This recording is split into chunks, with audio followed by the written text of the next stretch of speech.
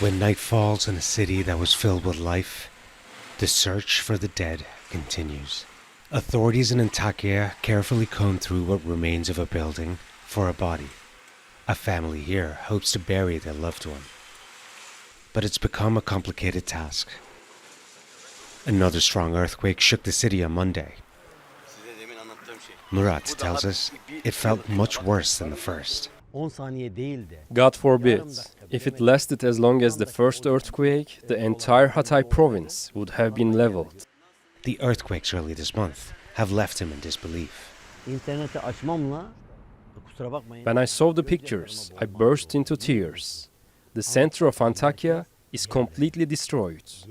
Even just talking about it gives me goosebumps. None of the streets where I used to walk or work exist anymore. Even with the view from above, it's difficult to convey the extent of the damage here. For a city as historic as Antakya, each of these streets, each of these buildings had a story to tell. And the people who call this place home had their memories in them. Now it seems much of that lies in ruins. Amid those ruins are a million broken hearts. Sabahat says there is no place in the world like Antakya. We have been destroyed. Our hearts are bleeding. We are in shock. We are now homeless, and there is nothing we can do. Thank God, my children and I are alive. Turkish authorities are promising to restore the city to its former glory.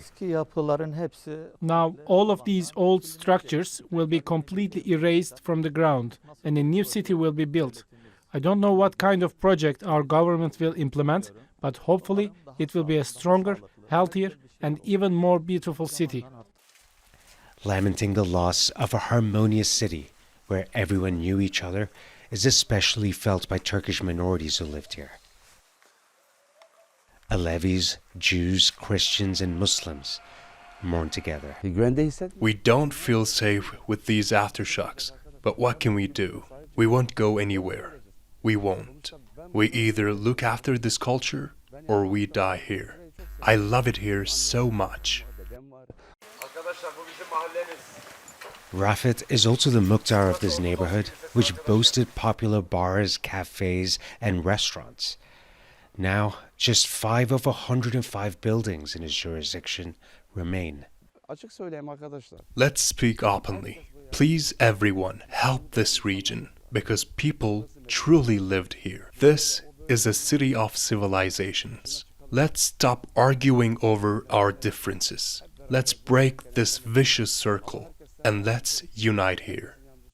This city and the ancient cities beneath it have been leveled by earthquakes in the past. And yet, its dense streets may never have been as empty as they are now. But Antakyans say, no matter what, its story will be written once again. Rahul Radhakrishnan, TRT World, Antakya, Turkey.